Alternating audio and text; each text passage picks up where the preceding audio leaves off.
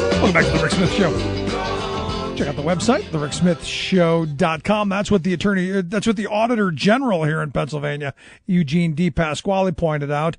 He said the Education Department is wrong in paying millions of dollars to charter schools for lease reimbursements. Yeah, they own a building. They suck a bunch of money out of public education funding and to enrich themselves and obviously pay off their real estate holdings. What we've allowed to prop up around us with charter schools is really nothing short of breathtaking and mindless. And here to talk a little bit about the charter schools and the most recent NAACP resolution that may actually be part of their policy.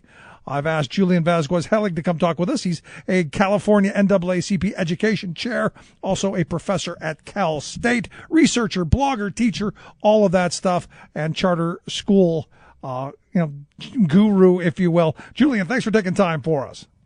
So glad to be on your show again. Thanks for having me. So this is big news, isn't it? I mean, the NAACP coming out and saying this charter school stuff not really good, and actually is increasing and contributing to increased segregation rather than integrating our schools. I think that's huge. I think it's a really, really big deal. The thing is that there are folks, that have Wall Street affiliations and Walmart affiliations and that have said that the NAACP was out of touch on this resolution. But I think actually the exact opposite is true. For more than 100 years, the NAACP has been a vanguard of civil rights. And I think what you see with this resolution that just passed a few weeks ago, more than 2,200 black folks from across the United States voted on it, is an evolution of the position of the NAACP, of the delegates. Back in 2010, they first passed a resolution saying that charters should not be the vanguard of educational policy, and we should focus on properly resourcing our public schools. Well, then in 2014, the NAACP passed the national resolution saying that essentially, as you were talking about in the lead-up, that charter schools are essentially about private control and privatization of public resources. We've seen this with prisons. We've seen this in higher education. And so this is an advancement of these policies that you've seen developing over the last decade or two in the United States. And so what you see now with the 2016 resolution is the delegates voting and saying that we need to stop and take stock of this secondary system that is often more segregated, that often performs worse than traditional public schools. We need to stop and take stock. So I think that you see this as a really important evolution of the vanguard civil rights organization in our nation.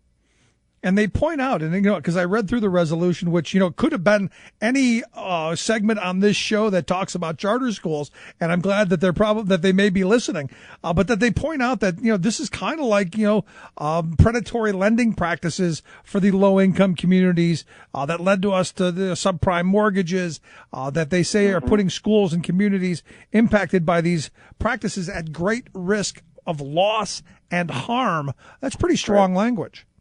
Well, I actually talked with a charter school operator once, and I'll let him remain nameless, but what he told me was that he wasn't going to miss the charter school bubble. And I said, well, what do you mean by that? And he said, well, I was too young for the tech bubble.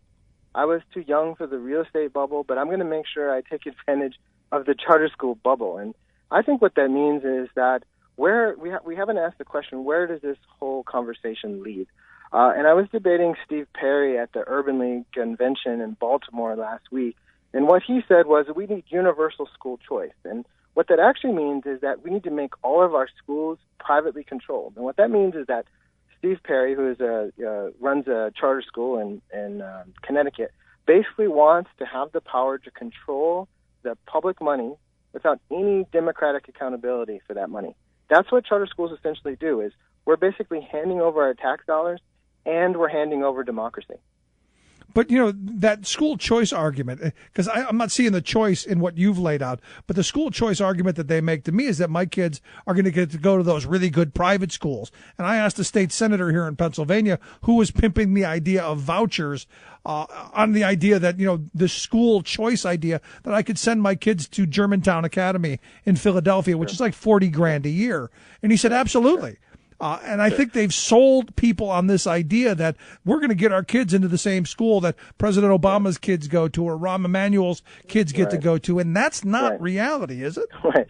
Well, so you got to think, people think that what school choice means is that parents and families and students can choose.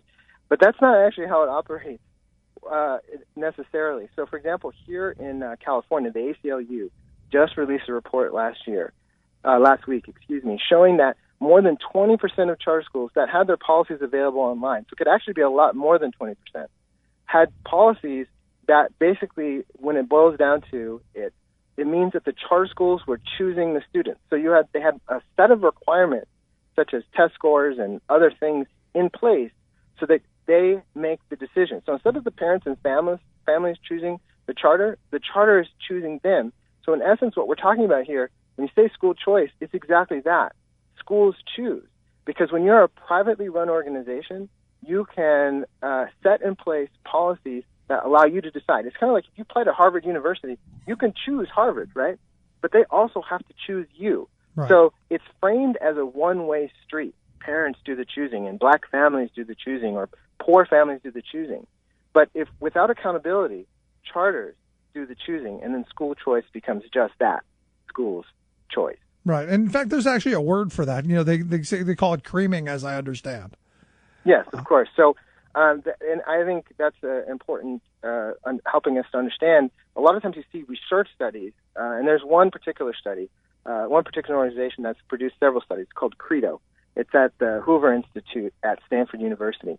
Now, the charter school folks, they didn't like the 2009 study because the 2009 study said that 85% of students in charter school that attended charter schools didn't do better than traditional public school students, 85%. So at that time they said, no, we don't like this study. Well, in the 2015 study, there were results just based on urban charter schools, and folks go on saying, well, charter schools perform better.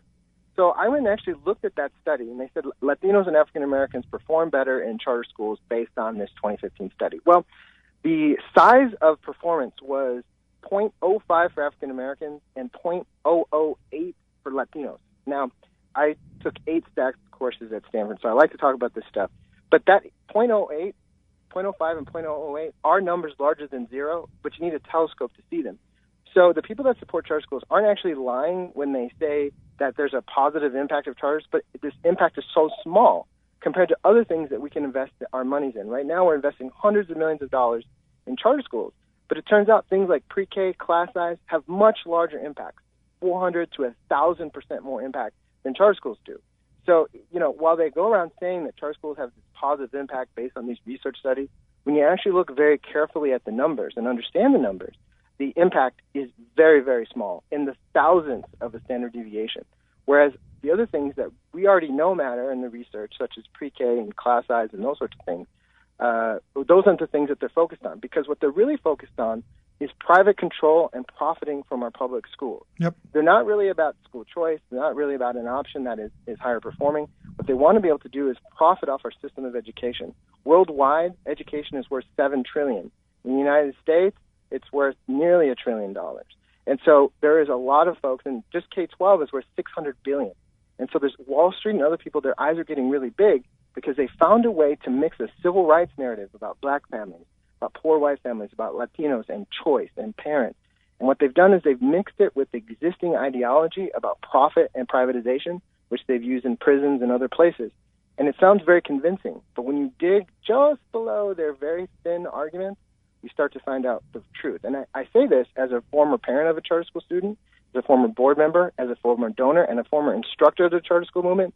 Over the last 5 years, I've come to a different realization of where the charter school movement is heading. So your argument is at the start, you were on board with it. This was not a bad idea. And look, I at the beginning thought, public schools trying things differently, I'm all in favor of, because I do believe children learn differently. I'm not against it.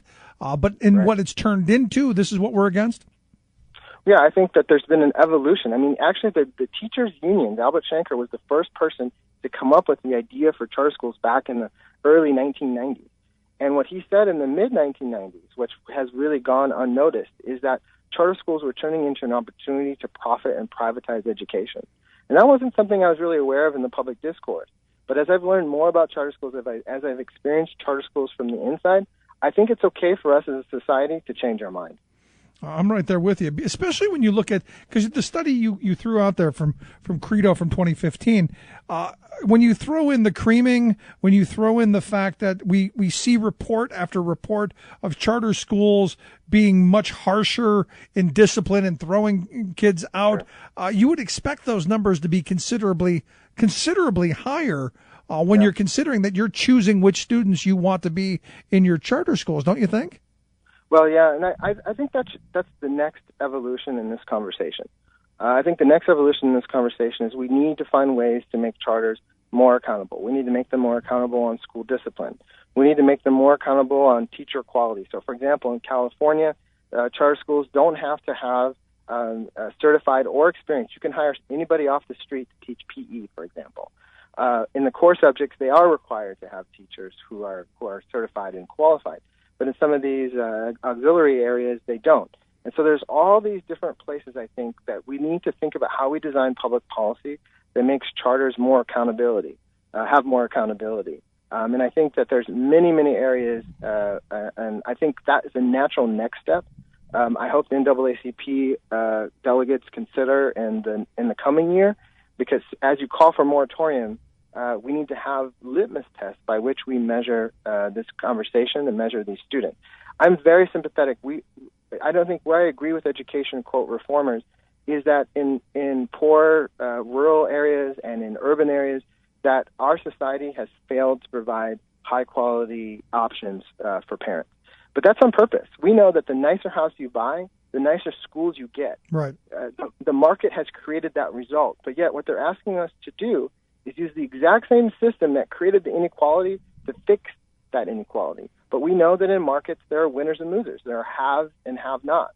And so, when you call for a universal choice market, we know the research shows what happens when you offer universal choice, because not all people have capital in markets to spend, whether it be test scores, whether it be financial, whether it be transportation capital. In a market, you have to be able to have capital to spend. And for kids that don't have parents, or for kids that have parents that are not involved in their lives, it makes it very difficult for them to be successful in a market because they don't have the same capital that middle-class and upper-class kids have to spend. No, you're absolutely right. I mean, I think of the houses that I've bought over the years, and the first question that I've always asked the real estate agent, even before we had kids, was, how's the school district? And right. If they say the school district's terrible, next, we're moving on. And you're absolutely right.